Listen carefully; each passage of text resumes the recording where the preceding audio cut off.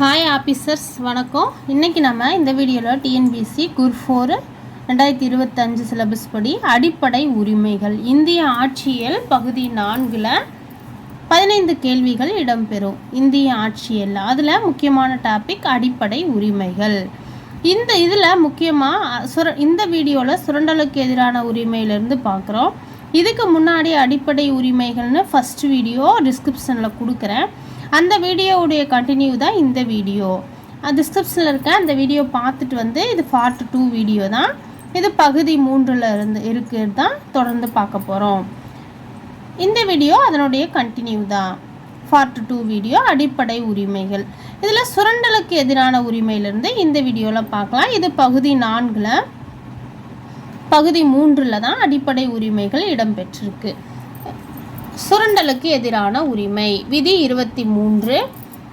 விதி 23 என்ன சொல்லுது அப்படின்னா, கொத்தடிமை, மனித வியாபாரம், அடிமைகள் விற்பனை தடை செய்து இந்த விதி 23 மேலும் இது போன்றவற்றிலிருந்து பெண்கள் மற்றும் குழந்தைகளை பாதுகாக்கிறது. தமிழ் சிலபஸில் மேலும், ஏனெனில், ஆகையால் இப்படிலாம் வந்திருக்குல்ல பாருங்கள். மேலும் அப்படிங்கிறது இந்த மாதிரி இடங்களில் தான் குறிப்பிடப்படுது. மேலும் அதை பற்றி மேலும் சொல்கிறது இடங்களில் மேலும் அப்படிங்கிற வார்த்தை இடம்பெறுது. அதையும் நம்ம ரிவிஷனுக்கு பார்த்துக்கிட்டோம். விதி 23 கொத்தடிமை, மனித வியாபாரம், அடிமைகள் விற்பனை தடை செய்வது மேலும் இது போன்றவற்றிலிருந்து பெண்கள் மற்றும் குழந்தைகளை பாதுகாக்கிற விதி எதுன்னு கேட்டால் விதி 23. இப்படி கூட தனியாக கூட கேட்பாங்க. நிறைய இடத்துல நிறைய டைம் டிஎன்பிஎஸ்சியில் தனியாக இந்த மாதிரி கொடுத்து இது எந்த விதின்னு சொல்லி கேட்டிருக்காங்க. அதனால் இது டைம் இருக்கும்போது நோட்ஸ் எடுத்து வச்சுக்கோங்க. இப்போ நம்ம பார்த்துட்ருக்கிறது எல்லாமே சுரண்டலுக்கு எதிரான உரிமைகள். அடுத்தது விதி 24. விதி 24 என்ன உரிமையை நமக்கு அளிக்குது அப்படின்னா, அபாயகரமான தொழில்களில் 14 வயதுக்கு உட்பட்ட குழந்தைகளை அல்லது பெண்களை ஈடுபடுத்தக்கூடாது அப்படிங்கிற ஈடுபடுத்துதலை தடை செய்தது தான் விதி 24. அதாவது அபாயகரமான தொழில்களில் 14 வயதுக்கு உட்பட்ட குழந்தைகள் அல்லது பெண்களை ஈடுபடுத்த தடை செய்யும் விதி, அதாவது ஆர்டிக்கல் எது அப்படின்னு கேட்டால் 24. சமய சுதந்திர உரிமையை அளிக்கிற ஆர்டிக்கல் 25 முதல் 28 வரை தான் நமக்கு சமய சுதந்திர உரிமையை அளிக்கிறது. அதையும் பார்க்கலாமா? விதி 25. விதி 25 சுதந்திரமாக எந்த மதத்தையும் பின்பற்றலாம், பரப்பலாம் என்ற உரிமையை கொடுக்கிற ஆர்டிக்கல் விதி 25. விதி 26 மத நிறுவன சொத்துக்களை அந்நிறுவனமே நிர்வகித்து பராமரிக்கலாம் அப்படின்னு உரிமையை அளிக்கிற விதி ஆர்டிக்கல் 26. ஆர்டிக்கல் 27 என்ன சொல்லுதுன்னா, சமயத்திற்கான வரி விதிப்பை தடை செய்கிறது. சமயத்திற்கான பல்வேறு சமயங்கள் பின்பற்றப்படுகிறதில்ல நம்ம இந்தியாவில். அந்த சமயத்திற்கான வரி விதிப்பை தடை செய்கிற ஆர்டிக்கல் எதுன்னா ஆர்டிக்கல் 27.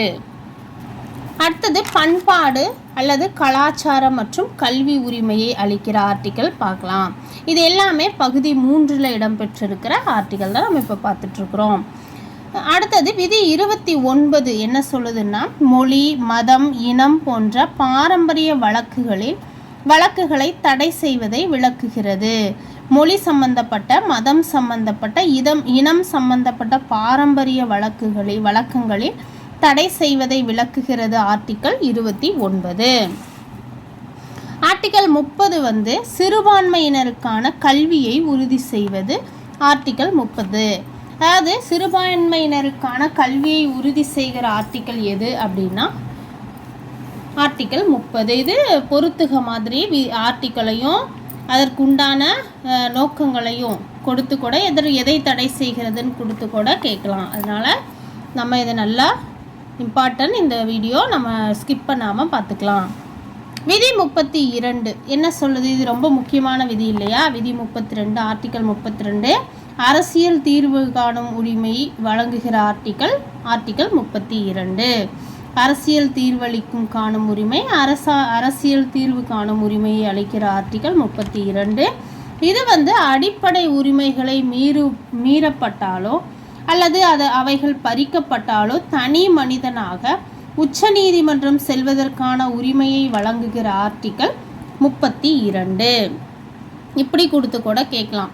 அடிப்படை உரிமை மீறப்பட்டாலோ அல்லது பறிக்கப்பட்டாலோ தனி மனிதனாக உச்சநீதிமன்றம் செல்வதற்கான உரிமையை வழங்குகிற விதி எது அப்படின்னு கேட்டாங்கன்னா 32.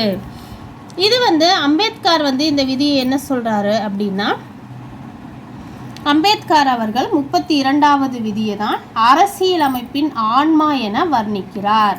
அரசியலமைப்பின் ஆன்மா என்று அம்பேத்கர் எந்த ஆர்டிக்கலை வர்ணிக்கிறாரு அப்படின்னா விதி 32 தான். அப்புறம் விதி 226. இது அடிப்படை உரிமைக்காக மட்டுமல்லாமல் சாதாரண உரிமைக்காகவும் உயர் நீதிமன்றம் செல்லும் உரிமையை அளிக்கிற ஆர்டிக்கல் 226வது ஆர்டிக்கல் தான். அதாவது அடிப்படை உரிமைக்காக மட்டும் கிடையாது, நம்ம சாதாரணமான மனித உரிமைக்காகவும் நாம் உயர் நீதிமன்றத்தை செல்லலாம், அணுகலாம், போய் அங்கே நீதி கேட்கலாம்.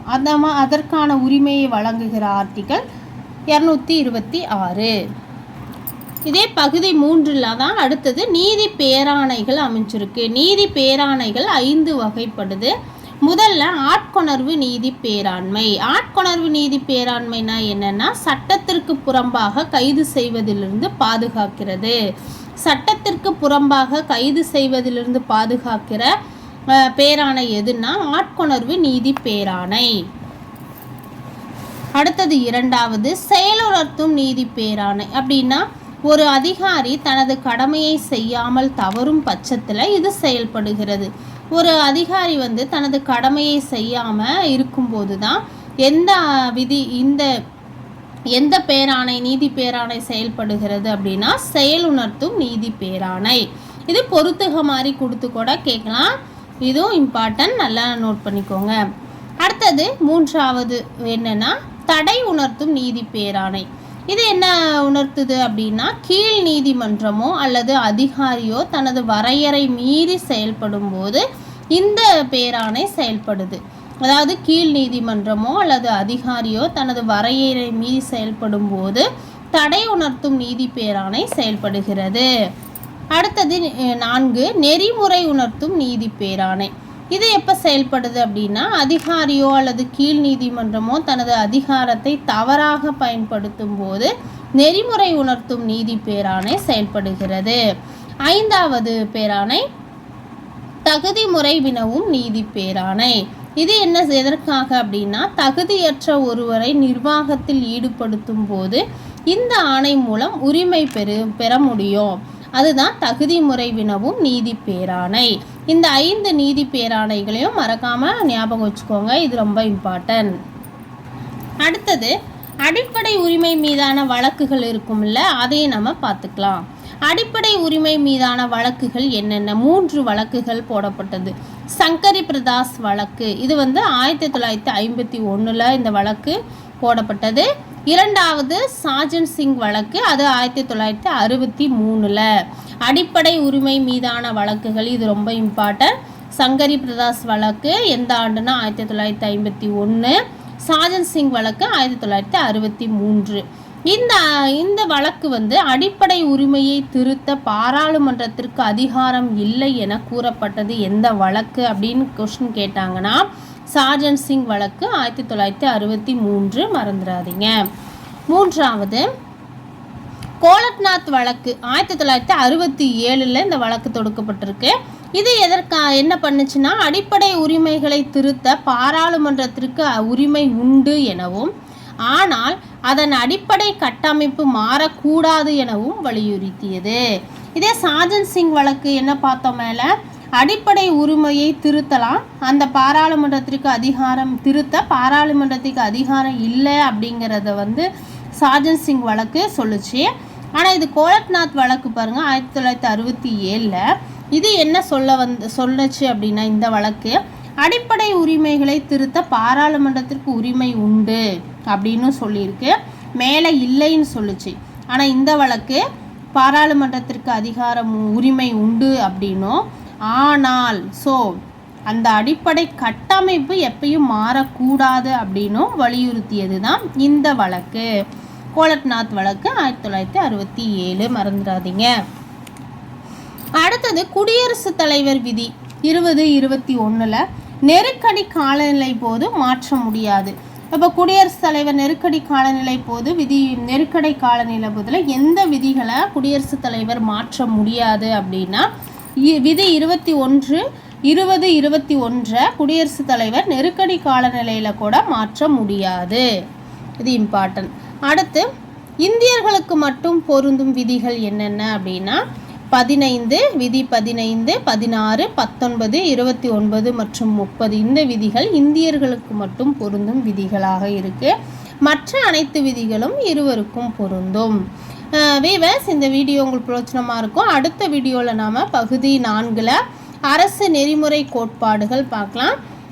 இந்த வீடியோவில் அடுத்து நம்ம இதோட கவர்மெண்ட் மெட்டீரியலையும் பார்த்துடலாம். அடுத்த வீடியோவும் மிஸ் பண்ணாமல் பாருங்கள். அரசு நெறிமுறை கோட்பாடுகள் பார்க்கலாம். கவர்மெண்ட் மெட்டீரியலில் பார்த்துடலாமா? இந்திய அரசியலமைப்பு சட்டத்தின் கட்டாயம் தெரிந்திருக்க வேண்டும். சட்டத்தின் கட்டாயம் நம்ம அனைவரும் தெரிந்திருக்க வேண்டும். ஏன்னா இந்திய அரசியலமைப்பில் உள்ள அனைத்து கட்டுரைகளையும் யூபிஎஸ்சி விரும்புபவர்களிடம் இருந்து எதிர்பார்க்க முடியாது இல்லையா? அதனால் கூட்டாட்சி, அதிகார பிரிப்பு, அடிப்படை உரிமைகள் போன்ற இந்திய அரசியலமைப்பின் இயல்பு மற்றும் முக்கிய அம்சங்கள் பற்றி அவள் நியாயமான யோசனையுடன் இருப்பார் என்று எதிர்பார்க்கப்படுகிறது. இப்போ பிரிவு முக்கியத்துவத்தை பார்க்கலாம். பிரிவு 12 முதல் 35 வரை கிடைக்கக்கூடிய அடிப்படை உரிமைகளை குறிப்பிடவும், பிரிவு 36, 51 முதல் மாநில கொள்கையின் வழிகாட்டுதல் கோட்பாடுகளை குறிப்பிடுது.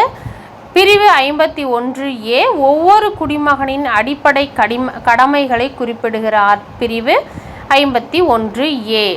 பிரிவு 80 ஆர்டிக்கல், விதி, பிரிவு எல்லாமே ஒன்று தான், நம்ம குழப்பிக்க தேவையில்லை. ஆர்டிக்கல் 80 ராஜ்யசபாவில் உள்ள இடங்களில் எண்ணிக்கையை குறிப்பிடுகிறது. ராஜ்யசபாவில் உள்ள இடங்களின் எண்ணிக்கையை குறிப்பிடுகிற பிரிவு 80. அடுத்து பிரிவு 81 மக்களவையில் உள்ள இடங்களின் எண்ணிக்கையை குறிப்பிடுகிறது. மக்களவையில் உள்ள இடங்களின் எண்ணிக்கையை குறிப்பிடுகிற விதி, அதாவது பிரிவு அல்லது ஆர்டிக்கல் எது அப்படின்னா 81. ராஜ்யசபானா 80, மக்களவை அப்படின்னா பிரிவு 81. இதை மறந்துடாதீங்க. அடுத்தது பிரிவு 343 இந்தி அதிகாரப்பூர்வ மொழி அப்படிங்கிற குறிப்பிடுகிற பிரிவு 343. 343 அதாவது 3 இந்தின்னா 3 எழுத்து, 343ங்கிறது 3 எழுத்து அப்படிங்கிற ஒரு ஷார்ட்கட்டாக ஞாபகம் வச்சுக்கோங்க. பிரிவு 356 மாநிலங்களில் குடியரசுத் தலைவர் ஆட்சியை அமல்படுத்தும் பிரிவு எதுன்னா 356. பிரிவு 370 எது அப்படின்னா காஷ்மீருக்கு சிறப்பு அந்தஸ்து வழங்கிய பிரிவு 370. பிரிவு 395 இந்திய சுதந்திர சட்டம் மற்றும் இந்திய அரசு சட்டம் 1935 ஆகியவற்றை ரத்து செய்கிறது அப்படிங்கிற பிரிவு 395. அடுத்தது இந்திய அரசியலமைப்பின் பிற முக்கிய பிரிவுகள் கொடுத்துருக்காங்க, அதுவும் நமக்கு பார்த்துக்கலாம். எதுனா கற்கும்போது கீழே உள்ள கட்டுரையில் ஒரு சிறப்பு குறிப்பு எடுக்கவும். பகுதி 1 பிரிவு 1 முதல் 4 வரை பகுதி 1ல் பிரிவு 1 என்ன சொல்லுது? யூனியனின் பெயர் மற்றும் பிரதேசங்கள் சொல்லுது. அடுத்தது பிரிவு 2 புதிய மாநிலத்தின் சேர்க்கை மற்றும் நிறுவுதலை சொல்கிறது. பிரிவு 2 பகுதி 1ல் தான் இதுவும் இருக்குது. பிரிவு 3 புதிய மாநிலங்களை உருவாக்குதல் மற்றும் பகுதிகள், எல்லைகள் மற்றும் ஏற்கனவே உள்ள மாநிலங்களின் பெயரை மாற்றுதல். இதெல்லாம் பிரிவு 3 விதி 3 தான் சொல்லுது. இது பகுதி 1ல் தான் இதுவும் அமைஞ்சிருக்கு. நம்ம வீடியோலாம் ஏற்கனவே நம்ம சேனலில் பகுதிகள், எல்லா பகுதிகளும் 22 பகுதிகளும் அட்டவணைகள் உள்ள வீடியோவும் நம்ம நோட்ஸ் எடுத்து கொடுத்துருக்கோம். அது ரொம்ப யூஸ்ஃபுல்லாக இருக்கும். அந்த வீடியோவும் நம்ம சேனலில் போய் பாருங்கள். அடுத்தது பகுதி 2. அதில் என்ன இருக்குது அப்படின்னா பகுதி 2ல் பிரிவு 5லிருந்து 11 வரை இருக்கிற பகுதி 2. பகுதி 5 என்ன சொல்லுது? அரசியலமைப்பின் தொடக்கத்தில் குடியுரிமை அப்படிங்கிற விதி பிரிவு 5 பகுதி 2ல் அமைஞ்சிருக்கு. அடுத்தது பிரிவு 6. பிரிவு 6 பாகிஸ்தானில் இருந்து இந்தியாவிற்கு குடிபெயர்ந்த ஒரு குறிப்பிட்ட நபரின் குடியுரிமைக்கான உரிமைகளை சொல்கிறது. பிரிவு 6. பிரிவு 10 குடியுரிமைக்கான உரிமைகளின் தொடர்ச்சியை சொல்லுகிறது பிரிவு 10. பிரிவு 11 சட்டத்தின் மூலம் குடியுரிமை உரிமையை ஒழுங்குபடுத்தும் பாராளுமன்றம் சொல்லுகிறது பிரிவு 11. அப்புறம் பிரிவு 3 பகுதி 3க்கு வந்துட்டோம். பகுதி 3 அடிப்படை உரிமைகள் சொல்லும். பிரிவு 12 முதல் 35 வரைக்கும் இந்த பகுதி 3ல் தான் இடம்பெற்றிருக்கு. பிரிவு 12 மாநிலத்தின் வரையறையை பற்றி கூறுகிற பிரிவு விதி 12. பிரிவு 13 சட்டங்கள் அடிப்படை உரிமைகளுக்கு முரணானவை அல்லது இழிவுபடுத்தப்படுகின்றன அப்படின்னு சொல்கிறது பிரிவு 13. முதலில் அரசியலமைப்பில் 7 அடிப்படை உரிமைகள் தான் இருந்துச்சு. ஃபஸ்ட்டு அரசியலமைப்பு ஸ்டார்ட் பண்ணும் போது 7 அடிப்படை உரிமைகள் தான் இருந்தது வழங்கப்பட்டது. இப்போது அது 6 உரிமைகள் மட்டும்தான் இப்போது உள்ளன, மறந்துடாதீங்க. ஒரு சொத்துரிமை 31 சொத்துரிமை இருந்துச்சு இல்லையா, 31 இருந்துச்சு. 31வது விதியில் தான் சொத்துரிமை வச்சுருந்தாங்க ஃபஸ்ட்டு. அது இப்போது 44வது திருத்த சட்டம் 1978 மூலம் அடிப்படை உரிமைகள் பட்டியலிலிருந்து அது நீக்கப்பட்டது. எந்த சட்டம் மூலம் நீக்கப்பட்டதுன்னா 44வது திருத்த சட்டம் 1978 மூலமாக தான் அடிப்படை உரிமைகள் பட்டியலிலிருந்து சொத்துரிமை நீக்கப்பட்டது. இது 300ஐ சட்டப்பூர்வமாக்கிய அரசியலமைப்பில் பகுதி 12A இந்த சொத்துரிமை கொண்டு போய் வச்சுருக்காங்க. எதில் வச்சுருக்காங்க? அரசியலமைப்பு பகுதி 12A சொத்துரிமை இப்போது வைக்கப்பட்டிருக்கு. இப்போது 6 அடிப்படை உரிமைகள் மட்டும் இருக்குது. அடுத்தது சில முக்கியமான அடிப்படை உரிமைகள் பார்த்துக்கலாம். சமத்துவத்திற்கான உரிமை 14 கலைக்கு 18. பிரிவு 14 சட்டத்தின் முன் சமத்துவம். அது இதுவும் டிஸ்கிரிப்ஷனில் இந்த வீடியோவும் கொடுத்துருக்கேன். இதுவும் பாருங்கள், பார்ட் 1. இதுவும் பார்த்துட்டு இதுவும் பார்த்தீங்கன்னா நமக்கு ரொம்ப யூஸ்ஃபுல்லாக இருக்கும்.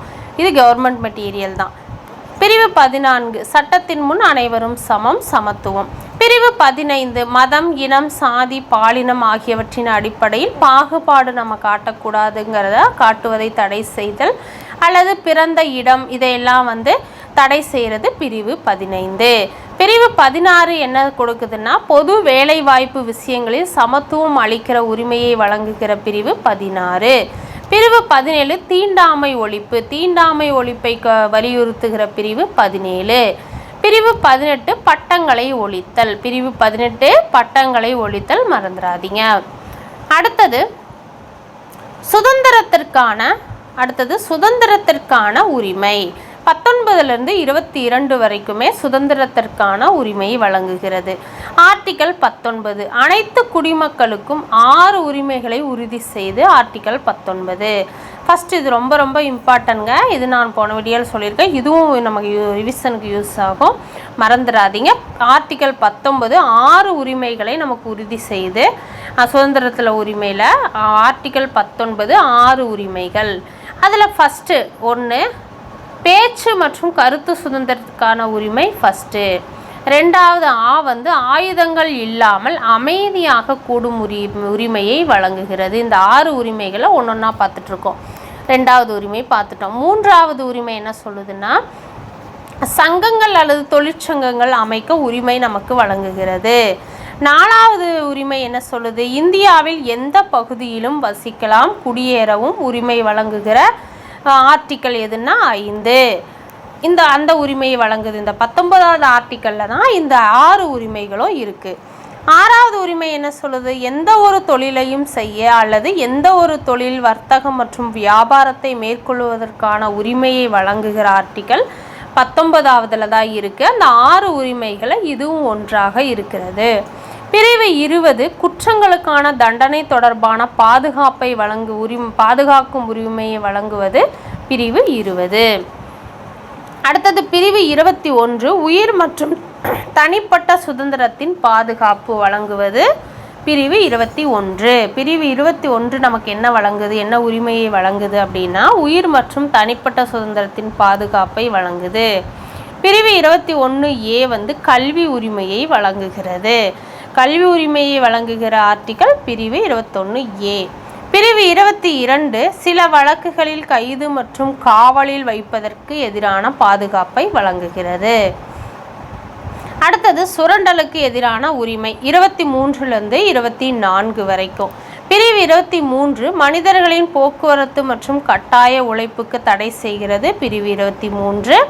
பிரிவு 24 14 வயதுக்குட்பட்ட குழந்தைகள் தொழிற்சாலைகள் மற்றும் சுரங்கங்களில் வேலைக்கு அமர்த்துவதை தடை செய்தல் சொல்லுகிற ஆர்டிக்கல் பிரிவு 24. அடுத்தது மத சுதந்திரத்திற்கான உரிமை 25லேருந்து 28 வரை. பிரிவு 25 மனசாட்சியின் சுதந்திரம் மற்றும் சுதந்திரமான தொழில் நடைமுறை மற்றும் மதத்தை பரப்புதல் இந்த பிரிவு வழங்குது. பிரிவு 26 மத விவகாரங்களை நிர்வகிக்கும் சுதந்திரத்தை உரிமையை வழங்குகிறது. பிரிவு 26. பிரிவு 27 எந்த ஒரு குறிப்பிட்ட மதத்தையும் நாம் மேம்படுத்துவதற்காகவும்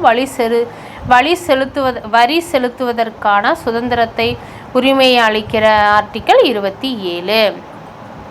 பிரிவு 28 மத போதனைகளில் கலந்து கொள்வதில் இருந்து சுதந்திரம் வழங்குகிறது. பிரிவு 28.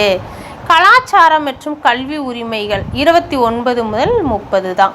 பிரிவு 29 சிறுபான்மையினரின் நலன்களை பாதுகாக்கிற பிரிவு 29, அதாவது ஆர்டிக்கல் 29. பிரிவு 30 என்ன சொல்லுதுன்னா, சிறுபான்மையினர் கல்வி நிறுவனங்களை நிர்வகிப்பதற்கான உரிமையை வழங்குகிற ஆர்டிக்கல் 30. பிரிவு 32 அடிப்படை உரிமைகளை அமல்படுத்துவதற்கான தீர்வுகள் வழங்குகிற உரிமையை வழங்குகிறது. பிரிவு 32. இதுதான் நம்ம நோட்ஸில் பார்த்தோம். அம்பேத்கர் இந்திய அரசியலமைப்பின் ஆன்மா என குறிப்பிடுகிற பிரிவு 32. அடுத்தது பகுதி 4. பகுதி 4 அடுத்த வீடியோவில் நம்ம பார்க்கலாம். அடுத்த வீடியோவில் நோட்ஸும் இதே மாதிரி கவர்மெண்ட் மெட்டீரியலோடு பார்க்கலாம். இந்த வீடியோ உங்களுக்கு பிரயோஜனமாக இருக்கும். நன்றி, வணக்கம்.